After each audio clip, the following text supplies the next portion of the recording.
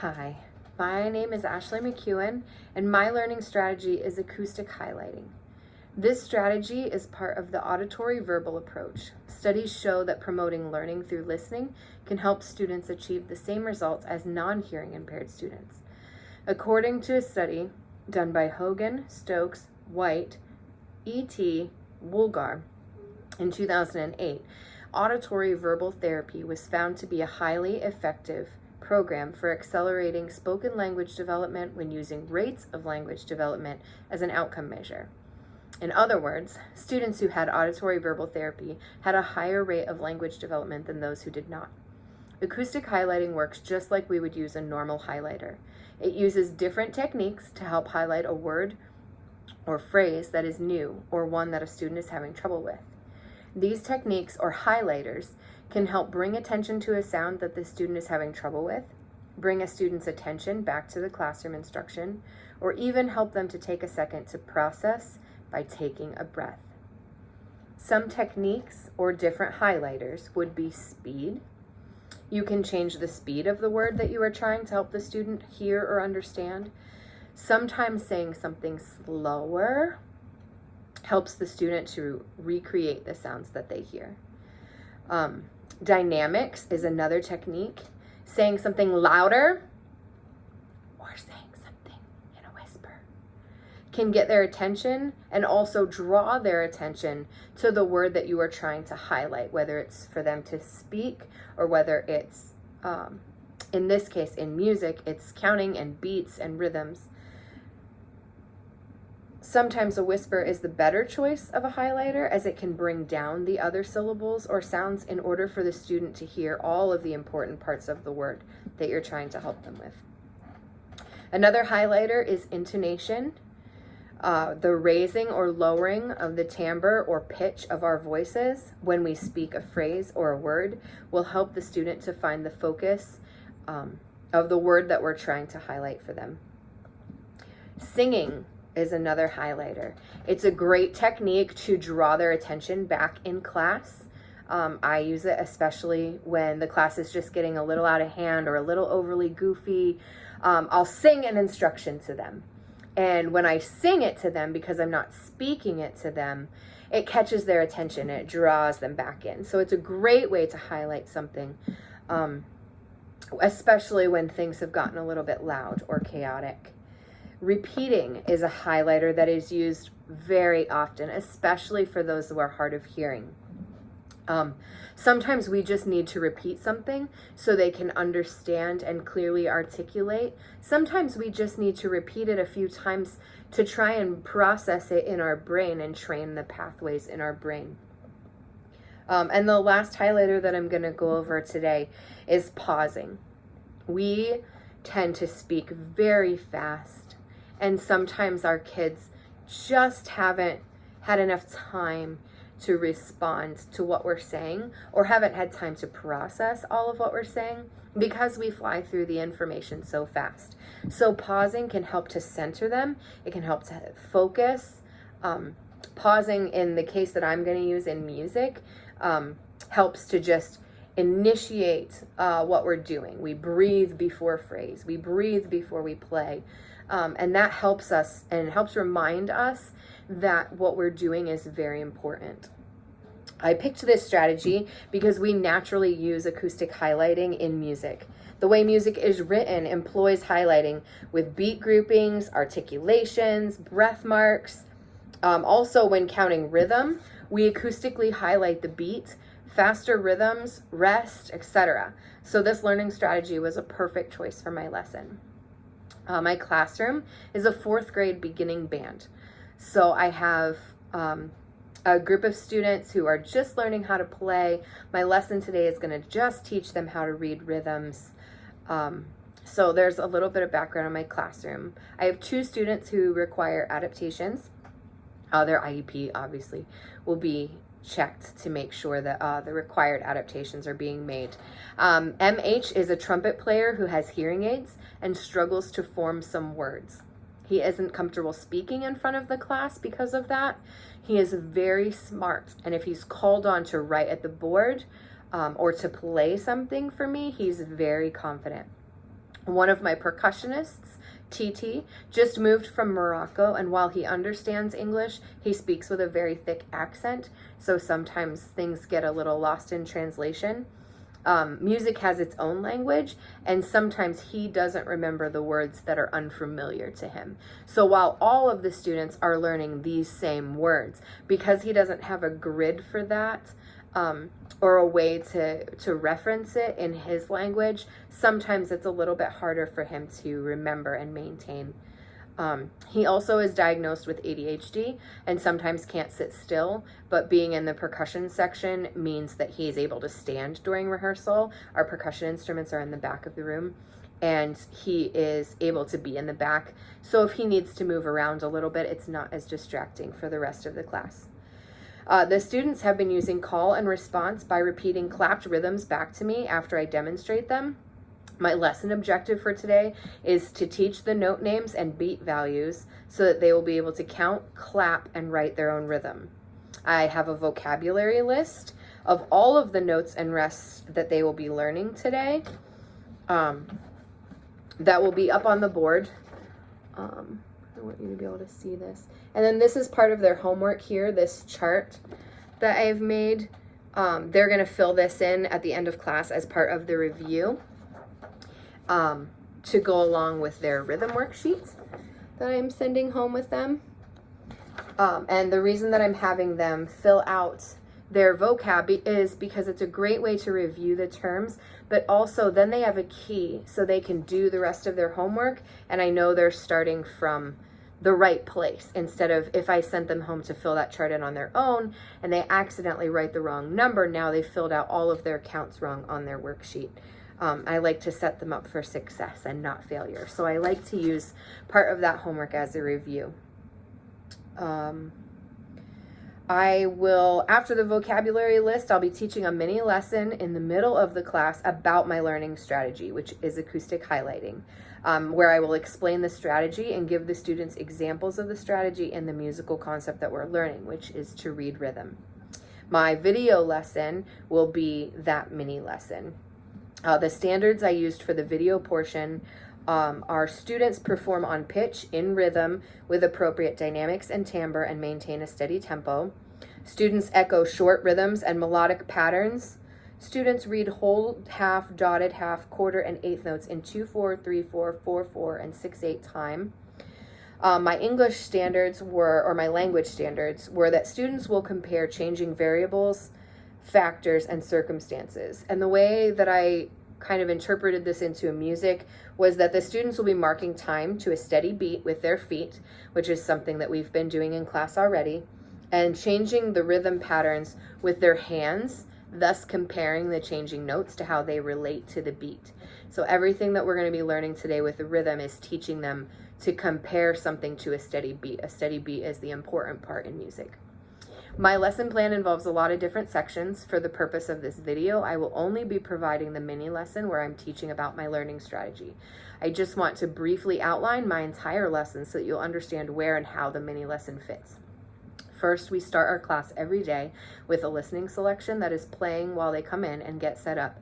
We talk about our listening selection for the first few minutes of class. This is where the rest of my language standards came in, because the students are being asked to think about something that they've heard and respond to it and answer questions to it. Next, we do a rhythmic call and response. I clap a rhythm and they clap it back. We've been doing this for a few days and it gets the kids focused and excited to play.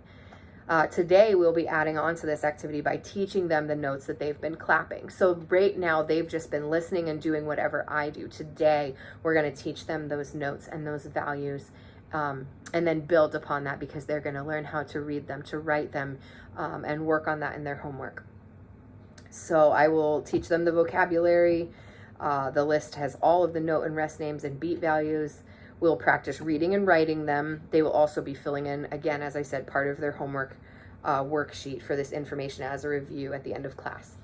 After teaching a note, I will teach them how to count it, i.e. a whole note gets 4 beats. We count it 1. After we've learned all of our vocabulary for the lesson, I will write out a few simple measures of rhythm and have them all count as a class. We'll work on writing in the counts together, and then we will all count it together as a class. And once I feel like they've got a little bit better of an understanding of that, then I'm going to move into my mini lesson, which is where I will teach them what acoustic highlighting is. I will also use a higher level question to help them to think through and process how this learning strategy can help them. I will demonstrate each strategy or highlighter with different rhythms that I will show them on the board for the case of this lesson. I have written them out and put them on a piece of poster board, and I will then have them use our call and response to mimic the use of the highlighter. Following the mini lesson, we'll be working on composing simple rhythmic measures individually. The students already have paper on their music stands and will be asked to write 1 or 2 measures of rhythm. I'll then take volunteers to write their composed rhythm on the board. We will write in the counts for the rhythm and then clap it as a class. And then the final part of my lesson, as I've talked about already, is a review where they'll be filling in their worksheet. We will cover all of the vocabulary and how to count all of those notes and rest. And this is their key to finish their homework. So I'm going to go ahead and go into my mini lesson, and that will be the end of my video presentation. So today, class, we're going to try a new strategy called acoustic highlighting. How many of you have used a highlighter before? Great. Well, just like a highlighter, this strategy will bring attention to certain words or counts. Acoustic highlighting uses our voice to add cues to a word or phrase so that it stands out to the listener. There are many different types of highlighters that we will be learning about and using today. Can anyone tell me why we might use more than one type of highlighter in our music? Different colors mark different things. So we could use our pink highlighter for all of our dynamic markings, and we can use our blue highlighter for all of our repeat signs. So different colors can mark different parts of our music. That's good. Right, it also helps keep the information organized. Everybody likes to have an organized piece of music and not just scribbles everywhere. So that's really good. What else? Yes, highlighters show us something important. So when we are going over a piece of music and we have a solo part, we're going to highlight that. Make sure that we focus on it. Make sure we remember to play all of the different pieces. That's a really good point. Good. It also helps us to remember something that's different. So a note that we're struggling with, or a dynamic marking that we keep forgetting to do when we're supposed to get quiet. Those are great places to highlight in our music. So those are really good answers, class. So today I want to talk to you about the different techniques that we can use. They're called highlighters. So the first highlighter we're going to talk about is speed. Sometimes we need to slow a word down to help us to remember how many beats it gets. For example, this rhythm has a half note and then 2 quarter notes. We count it 1, 3, 4. Good. By slowing down the word 1, we show that the half note gets 2 beats. I'd like you all to count this rhythm with me. Ready? 1, 3, 4. Good. See how saying the word slower helped us all to stay with the beat. Good. Now the next highlighter that I want to teach you to use deals with dynamics. Who remembers what dynamics mean? Good. The loud and soft in music. Sometimes when we count a rhythm, we count certain parts louder than others. This helps us to stay together and with the beat. If I were to count this rhythm, good. Yep, 8th notes. I would accent the downbeats to help keep a steady tempo. So I would count this 1 and 2 and 3 and 4 and. Good. Can you all try that with me? 1 and 2 and 3 and 4 and. Good. Very good. Sometimes we need to get quiet. Now, I want you to look at this rhythm here. Just the rhythm. Here we go. Good. And I want you guys to count this with me. And I want you to count the notes loud and the rest's quiet, because they would be quiet in our music because we don't play here. So ready? Count with me. Ready? Now. 1, 2, 3, 4. Good. Okay, now I want you to try counting it the other way. Sometimes we forget to count our rests, and sometimes we like to skip them so that we can get to the rest of the notes. But every part of the music is important, and every beat needs to be counted.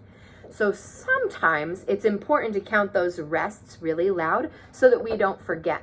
So I want you to try and count it like I wrote right here, okay? So we're going to count our notes quiet and our rests really loud. Ready? 1, 2, 3, 4. Good. Sometimes we need to yell those counts out so that we can, we make sure we don't play on the rests. Sometimes we forget and we have little accidents or little solos. Very good. So another highlighter that we use is our intonation. Now, intonation is where we change the pitch of our voice so that we can focus on something higher or lower. Now, if I counted this rhythm, 1, 2, 3, and 4, what was different about this rhythm? Good. I counted the eighth notes higher, not because there are any pitches given, but because I wanted to draw attention and make sure that these two only got a half of a beat. So that's very good. So can you all try and count like that? I want you to highlight the eighth notes. Ready? 1, 2, ready, count. 1, 2, 3, and 4. Good. Sometimes we use high, silly voices, and that's okay. I said, as long as you are trying to highlight and you're counting that rhythm correctly, any kind of pitch change in your voice is fine. So we do that to draw attention so that we know what we're saying or doing. And now we can apply it to our music. All right, let's talk about a highlighter that I use with you all the time. When you're all getting really loud, what will I sometimes do to get your attention? Right, I sing something to you. I usually have to do it loudly because, well, I mean, let's face it, you guys are pretty loud. But this is actually a technique used in acoustic highlighting because it stands out and helps bring your attention back to me. So when I all of a sudden sing something out of character, you guys all of a sudden get quiet and pay attention. And you might not have caught what I said, but if I sing it again, you'll recognize it and you'll know. And all that singing really helps to do is draw your attention back to something. So we can sing the notes, we can say the notes, we can count the notes, but I like to use singing to draw your attention and your focus back to me. Sometimes the greatest highlighter of all is just repetition. And repeating is one highlighter that we will use. If you really want to remember something, you might highlight it and underline it or circle it really big. When you struggle with the rhythm, we'll repeat it until you get it right. And then usually we do it a few more times to help it stick.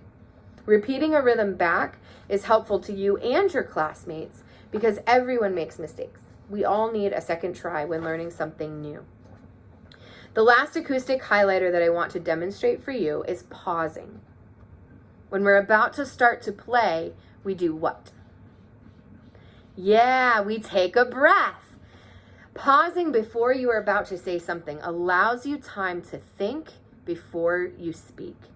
For us in music, we take a breath because we need it to play, but also to prepare ourselves mentally and physically for what we are about to do. That pause highlights for us the importance of what we are doing. When composers are writing music, they'll often use rest to create a pause. This draws the listener in and makes them listen really closely to whatever comes next. Let's try that. All right, we're going to try that with this rhythm right here. See the breath mark? Okay, so we're going to breathe and we're going to count this rhythm. Ready? Repeat after me. 1, 2, and 3, and 4. Good, your turn. Ready? 1, 2, and 3, and 4. Very good. All right, great job, class. So, can any of you think about a time where we've used one of these acoustic highlighters? Yeah, we use them a lot. So from now on, when we're working on rhythm or anything in class, I want you to pay attention to those highlighters. And we have a list up on the board, and we're going to keep working on those because they help you in so many situations. So thank you guys for paying attention to my demonstration, and I will end my video.